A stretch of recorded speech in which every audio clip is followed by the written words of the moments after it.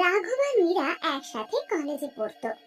মীরা রাঘবের সব থেকে কাছের বন্ধু ছিল আর মনে মনে ওকে ভালোবাসতো। মীরা, আর কতদিন রাঘবের বন্ধু হয়ে থাকবি? পুরো কলেজ জানে যে তুই ওকে ভালোবাসিস। তবে পুরো কলেজ জানে যে আমি ওকে ভালোবাসি, কিন্তু জানি না কেন শুধু রাঘব বোঝে না। রাঘব ছোটবেলা থেকে এরকমই রে, এই জন্যই তো কোনো মেয়ে বন্ধু ছিল না। হ্যাঁ জানি, তাই জন্যই তো ওকে এত ভালোবাসি। কিন্তু যতবারই ওকে মনের কথা বলার চেষ্টা করেছি ততবারই কথা ঘুরিয়ে দিয়েছি। তুই একটা কাজ কর, আজকে রাত্রে ওর হোস্টেলে চলে যাস, আর যখন কেউ থাকবে না তুই মনের কথা বলে দিস।